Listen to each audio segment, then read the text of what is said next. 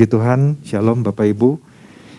Yuk mari kita langsung saja belajar firman Tuhan. Apa yang menjadi pesan Tuhan bagi kita di minggu ini, judulnya adalah mengatasi musim dingin rohani. Ya, kemarin Bapak Gembala sudah sampaikan, ini adalah spiritual winter. Gitu. Dimana pesan ini tentunya kalau kita renungkan, ini adalah pemberitahuan yang mungkin kesekian kalinya buat kita anak-anak Tuhan. Artinya kan mungkin di sini kita bisa belajar sesuatu. Tuhan melihat masih banyak orang-orang percaya yang mana hari-hari ini kondisi kerohaniannya bisa jadi dalam kondisi yang dingin. Dan sebagai orang percaya tentu ini harus kita jadikan sebagai sebuah peringatan, ya, agar supaya kita selalu mau terus mengecek ya kondisi rohani kita, sebagaimana yang kita sudah terima beberapa bulan lalu, ya, cek temperatur rohanimu. Nah, karena apa? Karena kalau kita membiarkannya, ini akan sangat berbahaya, ya. Sangat berbahaya dan ujung-ujungnya adalah kematian rohani. Saya percaya kita semua sebagai orang percaya tidak ingin mengalami kondisi yang seperti itu, ya. Nah, yang menjadi ayat dasar lewat pesan ini diambil dari surat 1 Korintus pasal yang ke-16, ayat yang ke-5 sampai yang ke-9. Saya baca secara cepat untuk Bapak Ibu. Aku akan datang kepadamu sesudah aku melintasi Makedonia, sebab aku akan melintasi Makedonia. Dan di Korintus mungkin aku akan tinggal beberapa lamanya dengan kamu, atau mungkin aku akan tinggal selama musim dingin, sehingga kamu dapat menolong aku untuk melanjutkan perjalananku. Sebab sekarang aku tidak mau melihat kamu hanya sepintas lalu saja. Aku harap dapat tinggal agak lama dengan kamu jika diperkenankan Tuhan. Tetapi aku akan tinggal di Efesus sampai hari raya Pentakosta. Sebab di sini banyak kesempatan bagiku untuk mengerjakan pekerjaan yang besar dan penting, sekalipun ada banyak penentang. Nah, Bapak Ibu, kalau kita memperhatikan dari judul pesan Tuhan minggu ini, ya, mengatasi musim dingin rohani, ya. Tentunya kita sebagai orang Indonesia, kita mungkin sebagian di antara kita lebih banyak, ya, nggak mengalami kondisi musim dingin itu seperti apa sih, ya. Kira-kira kalau tinggal di sebuah negara yang suhunya misalnya nggak usah jauh-jauh lah, di bawah 10 derajat, ya. Musim itu mungkin berlangsung sekitar 3 bulan atau sampai 4 bulan kadang-kadang, ya. 4 bulanan seperti itu, kira-kira seperti apa ya? Saya pernah beberapa waktu lalu ketika anak-anak ya sekolah di Melbourne, waktu pergi dalam kondisi musim dingin, cuacanya sebenarnya kalau disebut sebenarnya sangat enak gitu, ya. Sekitar 13 sampai 15, kadang-kadang 11 derajat. Tetapi kalau yang saya rasakan, ya, kalau setiap hari di dalam kondisi seperti itu lama-kelamaan gak enak juga, ya. Kenapa? Di dalam rumah aja udah dingin, ya. Mau mengerjakan sesuatu itu rasanya butuh waktu dulu gitu. Rasanya malas seperti itu. Mungkin kalau cuma beberapa hari, waduh rasanya menyenangkan. Wah enak ya, hawanya adem, gak kena panas, ya. Tetapi di kota tersebut tuh kadang-kadang satu hari itu bisa dari dingin, tiba-tiba siangnya panas, nanti ke sorenya tiba-tiba hujan, malamnya dingin lagi, seperti itu, ya. Kondisi yang bisa berubah seperti itu. Tetapi bayangkan kalau misalnya hari lepas hari, ya, kalau orang-orang yang di kutub sana kan tinggalnya di dalam cuaca yang selalu dingin, ya. Bisa kita bayangkan seperti apa gitu. Nah, jadi kalau di sini kalau kita bayangkan kondisi kerohanian, ini kan berkaitan dengan Tuhan bicara tentang kondisi kerohanian yang ada di dalam kondisi yang dingin. Ini pasti sangat-sangat berbahaya, ya. Kondisi ini jelas harus kita perhatikan baik-baik, ya. Nah, mungkin ketika kita merenungkan ini, kita mulai mengecek, jangan-jangan mungkin hari-hari ini aktivitas saya di dalam membaca firman Tuhan, sudah berkurang banyak. Saya mulai jarang untuk baca firman Tuhan. Mungkin waktu doa pun, rasanya cuma beberapa saat aja, ibaratnya mungkin seperti laporan. Atau mungkin udah mulai jarang mengucap syukur kalau ada sesuatu yang Tuhan lakukan. Nah, Jangan-jangan ya, kalau mungkin ada di antara kita sebagai orang percaya ada dalam kondisi tersebut, ini perlu kita perhatikan baik-baik. Artinya disitulah kita sedang ada dalam kondisi dingin secara rohani, ya. Mulai kendor di dalam iring Tuhan, ya. Apalagi kemarin kan diingatkan bukan soal pelayanan, wah rajin ke gereja dan lain sebagainya, itu tidak menjamin, ya. Tetapi bagaimana di dalam pengiringan kita kepada Tuhan itu pertumbuhan seperti apa yang kita alami di dalam Tuhan. Ini yang perlu kita introspeksi terus, ya. Nah, kalau kita perhatikan apa yang menjadi inti pesan Tuhan buat kita, ya. Seperti pesan yang pernah kita dengar beberapa bulan yang lalu atau mungkin beberapa tahun yang lalu, 2 tahun yang lalu juga ada dia. Masa sekarang ini adalah masa di mana sedang terjadi kedinginan rohani atau spiritual winter. Masa di mana dunia sedang mengalami kebekuan spiritual, ya. Rasa dingin yang membuat orang percaya enggan untuk melakukan sesuatu buat Tuhan. Dan inilah yang dikehendaki oleh si jahat. Nah, Tuhan mau di tengah kedinginan dan kondisi yang kelam ini, Tuhan mau kita tetap bergerak, dan bergeraknya adalah maju, ya. Nah, kita juga kan pernah diingatkan untuk pesan dari Tuhan, keep moving forward, tetap bergerak maju. Artinya kan ada sesuatu yang sebenarnya Tuhan lagi ingatkan buat kita, jangan sampai kita berhenti. Ya, kemarin dijelaskan ada tipe kedinginan rohani yang sudah dijelaskan oleh Bapak Gembala. Kedinginan itu mencoba menguasai dari luar ke dalam, dan yang kedua kedinginan itu terjadi dari dalam keluar. Lalu apa yang harus kita lakukan yang menghadapi musim dingin rohani ini? Ada 2 poin yang kemarin kita dengar. Tetap bergerak maju menyelesaikan yang memang Tuhan percayakan kepada masing-masing kita. Dan yang kedua, tetap terhubung dengan orang-orang yang memiliki roh yang menyala-nyala di dalam Tuhan. Nah, kalau kita renungkan 2 poin ini Bapak Ibu, artinya ada sesuatu yang harus kita ambil. Ada sesuatu yang harus kita tindak lanjuti, ya. Jangan cuma sekedar udah dengar pesan dari Bapak Gembala, ya udah. Mari kita renungkan kembali, ya. Bagi yang belum mendengar pesan Tuhan minggu ini, Bapak Ibu bisa lihat di YouTube, ya. Perhatikan dan dengar kembali pesan Tuhan, karena ini sangat-sangat penting. Kita akan memasuki periode yang sulit di tahun 2023, ya. Tetapi kita harus tetap punya satu keyakinan, percaya akan penyertaan Tuhan, ya. Nah, pagi hari ini apa yang bisa saya sharingkan lewat perenungan pesan Tuhan ini yang saya dapatkan? Ya jelas, kalau kita kemarin Bapak Gembala sudah ingatkan poin pertama, tetap bergerak maju, ya. Berarti ya yang harus kita sebagai orang percaya ketika kita tangkap poin ini, ya tetapkan hati kita, ya tetapkan hati kita untuk melangkah maju, ya. Jangan kita berpikir, itu mah bagian dari para pemimpin gereja aja, itu bukan bagian saya. Enggak, setiap kita, ya, baik jemaat, baik para pemimpin gereja Tuhan, orang-orang percaya, kita harus tetapkan, ya, tetapkan hati di dalam hati kita ini. Artinya waktu kita ngecek kondisi kerohanian kita, jangan-jangan mungkin kita ini sedang dalam kondisi yang seperti pesan Tuhan ini datang, ya, tanpa kita sadari. Ini juga termasuk buat diri saya sendiri, ya. Jadi ya kita mulai melangkah maju. Enggak apa-apa kalau misalnya melangkahnya itu pelan, ya. Tetapi langkah yang pelan itu adalah langkah yang pasti, ya. Langkah yang pasti ke arah yang Tuhan kehendaki pastinya. Ibaratnya gini Bapak Ibu, saya ngambil istilah poin ini apa ya, disebutnya warming up lah, seperti itu ya, warming up.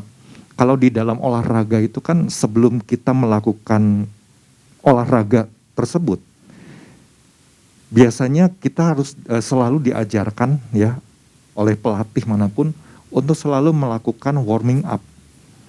Entah itu mengendorkan otot-otot, stretching ya seperti itu, melakukan pemanasan di awal supaya otot-otot ini enggak menjadi cedera ya, tapi otot-otot ini menjadi lentur dan lain sebagainya. Itu sebuah persiapan ya.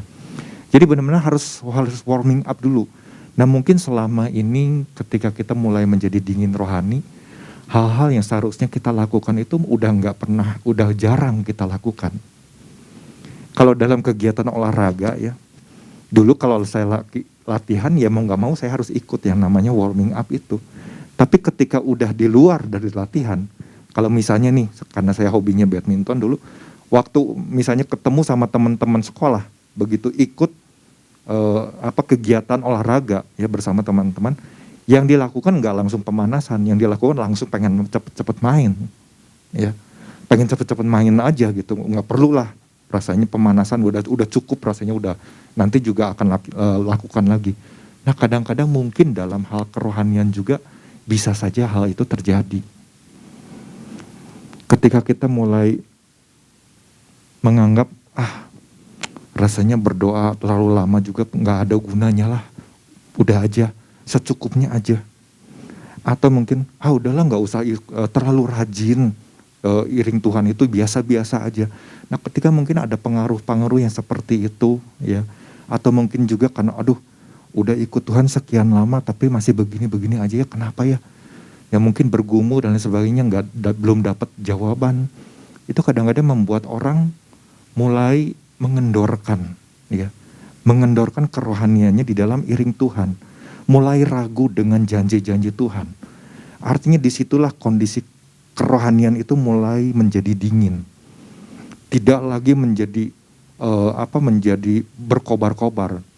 Karena kan biasanya orang kalau ikut Tuhan itu di awal-awal semangatnya luar biasa, rajin baca firman Tuhan, diperintahkan ayo renungkan firman, ikuti.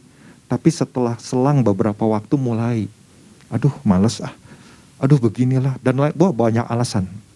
Nah itu artinya pemanasan seperti itu, hal-hal yang kecil itu udah mulai jarang dilakukan. Artinya kita sebagai orang percaya, ini udah menunjukkan arah ya kepada kondisi dingin rohani. Dan itu yang nggak boleh terjadi. Ya. Itu yang nggak boleh terjadi. Ya. Jadi yang namanya kita harus terus mendisiplinkan diri kita, ya, mencoba untuk melakukan dengan sebuah ketaatan yang terus menerus, itu harus terus dilakukan. Nggak seperti nantilah, hari ini nggak keburu baca firman Tuhan, nanti besok aja lah. Nah ternyata besoknya ditunda lagi, nggak keburu lagi. Nah kadang-kadang mungkin sering terjadi, ya, karena saya juga pernah ngalami seperti itu. Nggak disiplin nih baca firman Tuhan. Nah jangan akhirnya menjadi orang yang terintimidasi, harus memulai lagi dari awal, males ya. Atau mungkin merasa nggak ada gunanya, percuma, capek, ya. Enggak Bapak Ibu, ketika kita mau mulai melangkah lagi dari awal, walaupun mungkin rasanya jadi rasanya mungkin merasa terintimidasi, ya. Jangan kita justru menjadi orang terintimidasi. Justru ketika Tuhan ingatkan pesan demi pesan, artinya ada sesuatu yang harus kita restart. Ada sesuatu yang harus di-reset ulang, ya. Kalau ibaratnya komputer gitu ya. Di rumah saya kan kalau saya gunakan komputer kan selalu posisinya tuh nyala terus, ya, nyala terus setiap hari, nggak pernah dimatikan gitu. Jadi kadang-kadang kalau misalnya udah dipakai beberapa hari, misalnya waktu mau mengetik ya, seperti misalnya mempersiapkan firman, waktu mau mengcopy paste aja sangat-sangat lambat, ya, menjadi lambat. Ini harus nunggu beberapa detik. Nah kadang-kadang kan hal itu kan seringkali membuat kita jadi kesal. Apa yang harus saya lakukan adalah saya merestart ulang, mematikan semua program-program yang menyala, kemudian di restart ulang dan mulai normal kembali. Ya. Nah, kadang-kadang mungkin di dalam kehidupan kita sebagai orang percaya, kita juga harus seperti itu. Jangan merasa menjadi, nanti ketinggalan dong sama ini, nanti diketawain dong sama orang, merasa dipermalukan. Di dalam Tuhan nggak ada, ya. Tuhan gak pernah mempermalukan seseorang, tetapi Tuhan melihat ketika kita mendapatkan pesan Tuhan, kita tangkap, kita terima, mulai kita mentaati, mulai kita mendisiplinkan diri, menjadi sebuah ketaatan, menjadi sebuah kebiasaan. Disitulah Tuhan justru sangat senang. Ya. Kita ingat satu firman Tuhan, ya. Firman Tuhan ada yang mengatakan begini, tetapi banyak orang yang terdahulu akan menjadi yang terakhir, dan yang terakhir akan menjadi yang terdahulu. Kalau kita mungkin membiarkan merasa diri kita baik-baik, membiarkan diri kita rasanya udah oke lah ya kondisi kerohanian diri saya. Jangan-jangan mungkin ya ketika kita tidak mau menyadari hal tersebut, kita tidak mau mengecek diri kita tersebut, tahu-tahu mungkin kita itu menjadi orang yang terakhir. Ya. Nah kita nggak mau hal seperti itu, tapi justru ketika kita dipanggil oleh Tuhan, wah menjadi orang yang terdahulu, artinya kondisi kerohanian kita itu harus terus kita jaga, kita pelihara. Ya. Kita harus mulai. Ya. Yang namanya warming up itu kan mulai dari langkah yang pelan-pelan. Pemanasan itu kan dari sesuatu yang nggak terlalu berat, sampai akhirnya dalam kondisi wah udah benar-benar siap nih melakukan olahraga tersebut. Ya. Nah begitu juga di dalam ikut Tuhan. Hal seperti mengucap syukur, berdoa, membaca firman itu adalah sebuah hal yang memang harus terus kita lakukan. Membiasakan diri. Merenungkan firman itu, menyelidiki firman itu harus terus menjadi sebuah kebiasaan. Ya. Sehingga roh yang ada di dalam kita itu akan terus berkobar, tidak menjadi dingin. Apalagi kan kemarin diingatkan juga untuk kita selalu ada di dalam lingkungan orang-orang yang menyala-nyala di dalam Tuhan. Ya. Artinya ini kan sesuatu yang benar-benar bisa membakar diri kita sendiri. Ya. Bisa membuat diri kita itu enggak menjadi dingin rohani. Makanya ini yang perlu ya kita renungkan bersama-sama. Nah, Paulus mengatakan di ayat yang kita baca tadi ya, ada ayat dikatakan di sini banyak kesempatan ya. Wah, apa nih kesempatan seperti apa nih ya yang Paulus lagi ingatkan. Ini artinya bahwa kalau kayak saya melihat di dalam terjemahan King James versinya ya, itu ada salah satu arti yang mengatakan bahwa di situ tuh the door of the kingdom of heaven ya. Jadi ada pintu kerajaan surga. Ya. Hal yang sangat penting yang dipahami oleh seorang Rasul Paulus. Ada pintu kerajaan surga yang lagi dibukakan oleh Tuhan. Dan itu adalah sesuatu yang penting. Yang harus dia sampaikan kepada jemaat-jemaat. Nah, kalau hal itu enggak dia lakukan, mungkin jemaat-jemaat akan mengalami yang namanya kedinginan rohani. Makanya dia harus terus melangkah. Dia harus terus melangkah. Ya. Untuk apa ya? Dikatakan untuk mengerjakan pekerjaan besar. Wow, artinya ada sesuatu yang dipahami. Ini juga yang harus kita pahami. Ketika pesan Tuhan ini datang, wah ada sesuatu pekerjaan yang besar dan penting. Ya. Kita ingat satu peristiwa di waktu Rasul Paulus bersama dengan Barnabas. Ya. Di awal-awal pelayanan mereka ini berdua bersama-sama pelayanan. Sampai pada satu titik pertemanan mereka itu kemudian menjadi tidak baik. Ya, karena sesuatu hal terjadi. Muncul sebuah perselisihan yang tajam dikatakan di dalam firman Tuhan. Karena apa? Karena pada waktu itu Barnabas ingin mengajak Yohanes Markus. Yohanes yang disebut Markus. Siapa Markus ini? Markus ini adalah kemenakannya dari Barnabas. Ya. Nah, kalau misalnya perselisihan itu ya, membuat seorang Barnabas kemudian menjadi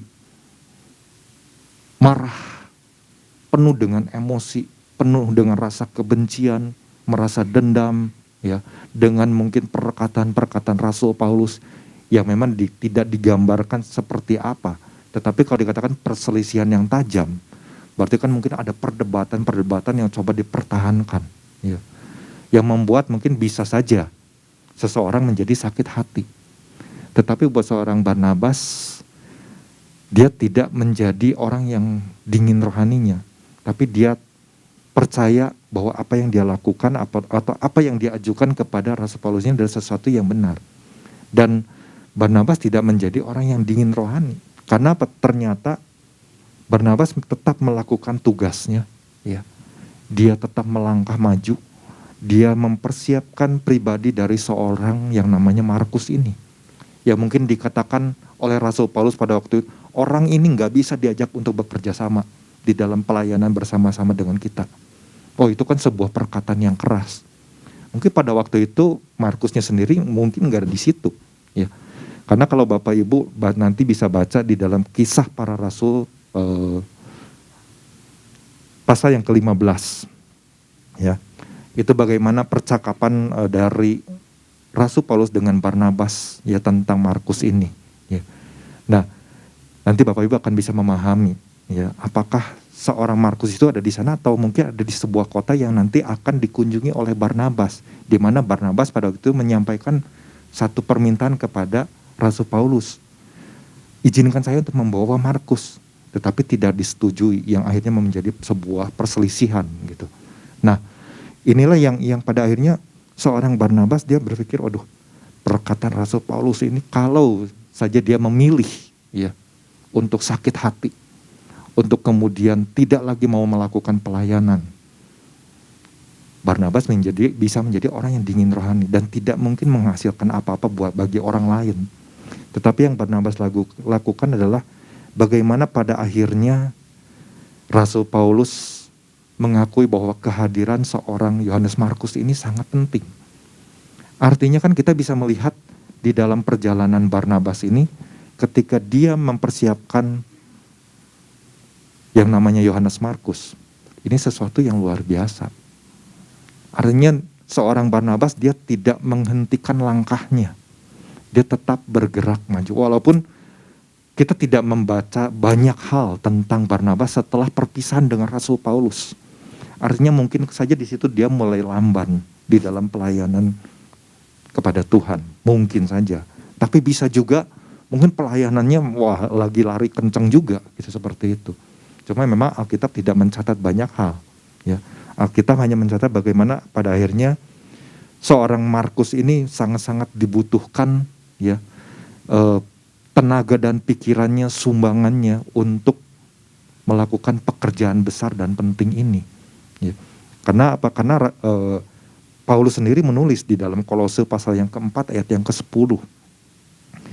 Salam kepada kamu dari Aristarkus, temanku sepenjara, dan dari Markus keponakan Barnabas. Tentang dia, kamu telah menerima pesan, terimalah dia apabila dia datang kepadamu. Dan juga di dalam 2 Timotius 4 ayat yang ke-11. Hanya Lukas yang tinggal dengan aku, jemputlah Markus dan bawalah ia kemari karena pelayanannya penting bagiku. Artinya kan bagaimana Rasul Paulus mendengar, ternyata seorang Markus ini pada akhirnya dia bisa menjalankan tugasnya dengan baik. Ya, itu yang perlu kita sadari, itu yang perlu kita renungkan bersama-sama lewat pesan Tuhan ini. Ya, apa nih yang mungkin hari-hari ini membuat kita, apakah kita terus bergerak maju, apakah justru kita lagi mengalami satu kemunduran atau mungkin kedinginan. Ya. Itu yang pertama. Jadi kita harus tetapkan hati kita. Kalau kita diingatkan kemarin, tetap bergerak maju untuk menyelesaikan ya pelayanan yang Tuhan sudah percayakan kepada masing-masing kita. Artinya ya di sinilah kita harus ya tetapkan hati kita. Mulailah melangkah ya. Melangkah pelan tidak apa-apa.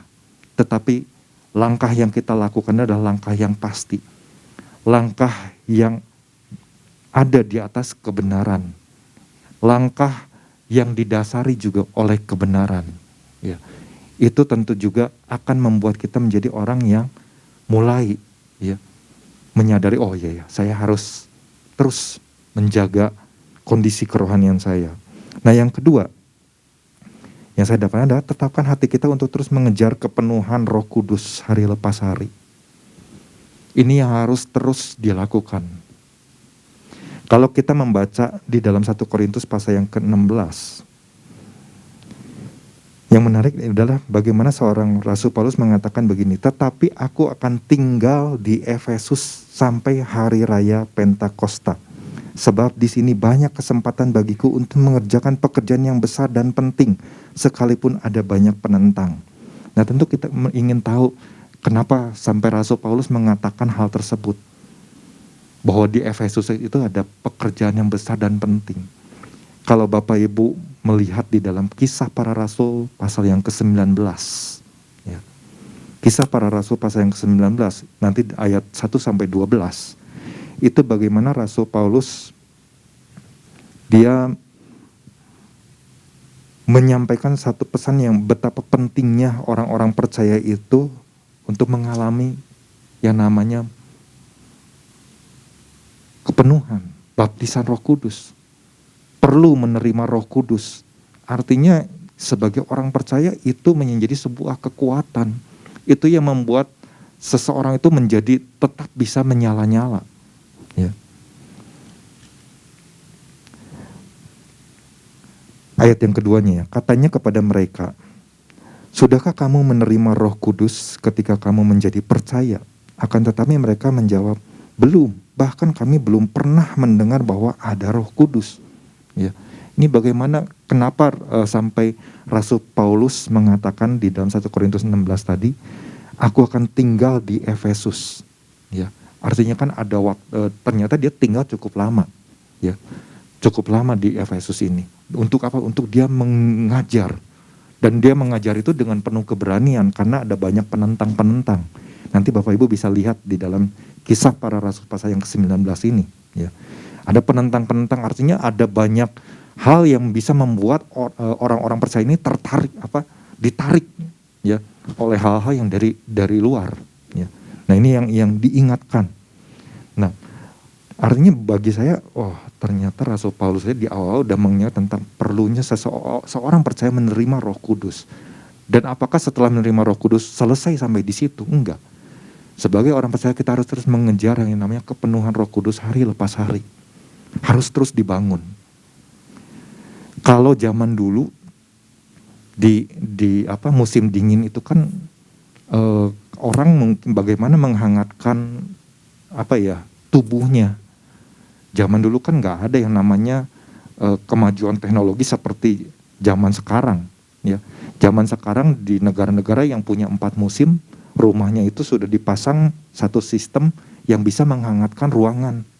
Tinggal nyalain listrik, udah ruangan jadi hangat, walaupun di luar dingin. Ya, udah nyaman seperti itu. Tapi zaman dulu mungkin cuma tempat perapian di mana mereka harus tebang kayu-kayu dan lain sebagainya, kemudian mulai membakar.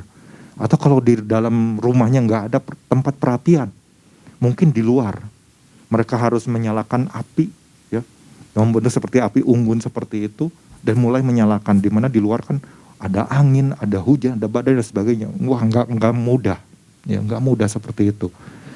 Saya jadi ingat beberapa waktu lalu bersama anak-anak youth ke Lembang, ya, ke satu tempat waktu udah sore, si pelayan dari restoran tersebut mencoba menyalakan api unggun. Kayu-kayunya itu kayu-kayu yang kebasahan, ya, karena hujan. Kemudian juga dia nggak pernah ditaruh di tempat yang kering lah seperti itu. Nah ketika coba dinyalakan, nggak langsung nyala seperti itu, walaupun udah disirami minyak cukup banyak. Ya. Nyala sebentar, padam lagi, nyala sebentar, padam lagi. Ya. Nah bisa kita bayangkan kalau misalnya diri kita itu mungkin seperti potongan-potongan kayu itu. Kondisinya basah, kondisinya dingin. Ya.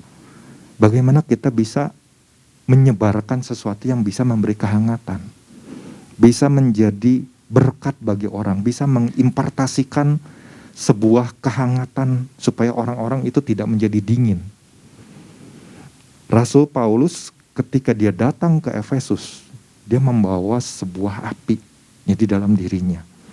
Tapi kemudian bagaimana kalau di dalam 1 Korintus 16, ya, di ayat-ayat yang selanjutnya ada nama-nama yang kemarin Bapak Gemeja sampaikan, itu disampaikan di ayat yang ke-13, berjaga-jagalah, berdirilah dengan teguh dalam iman, bersikaplah sebagai laki-laki dan tetap kuat, lakukanlah segala pekerjaanmu dalam kasih.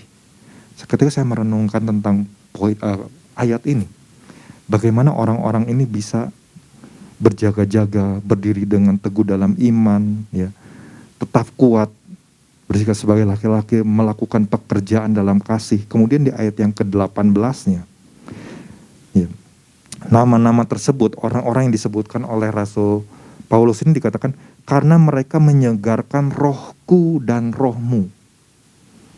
Artinya orang-orang yang disebutkan ini mereka tuh membawa satu dampak, membawa sebuah impartasi yang bisa menyegarkan roh dari seorang Rasul Paulus sendiri.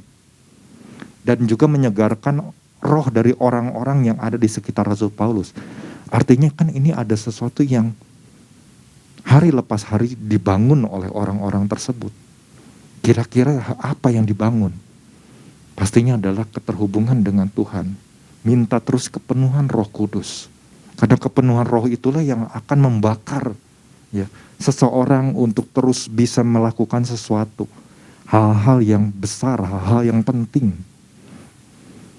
Jadi ini luar biasa sekali perkataan Rasul Paulus ini dikatakan, karena mereka menyegarkan rohku. Bagaimana kita bisa menyegarkan roh orang lain? Roh yang mungkin sedang tertidur atau lagi dalam kondisi yang dingin. Kalau misalnya kita sendiri mungkin dalam kondisi yang masih belum panas gitu. Ya. Artinya kan kita harus terus kejar yang namanya kepenuhan Roh Kudus. Kepenuhan roh ini jangan sampai ketika kita tidak melakukannya, pada akhirnya justru malah roh kita lah yang akhirnya jadi padam. Kalau roh kita padam, bagaimana kita bisa menyegarkan roh orang lain? Bagaimana kita bisa membangkitkan roh orang-orang yang mungkin dikatakan hari-hari ini, kalau kita dengarkan, mengatasi, ya, musim dingin rohani. Artinya kan ada sesuatu yang harus kita sebagai orang percaya terus lakukan, yaitu mengejar yang namanya kepenuhan Roh Kudus. Kita sudah belajar banyak, apa itu pentingnya baptisan Roh Kudus. Kenapa kita perlu melakukan hal itu? Bu Muti juga sudah sampaikan. Ya. Artinya kan ada hal yang sangat-sangat urgent, yang hari-hari ini harus jangan sampai kita lupa. Satu pribadi yang namanya Roh Kudus. Untuk terus, ya, dibangun di dalam kehidupan kita sebagai orang percaya. Karenanya mari Bapak Ibu, saya tidak panjang lebarkan, ini yang saya bisa bagikan, yang saya dapatkan. Jangan kita menjadi orang yang akhirnya menjadi padam roh. Ya, seperti yang dikatakan dalam 1 Tesalonika 5 ayat yang 19. Jangan padamkan roh.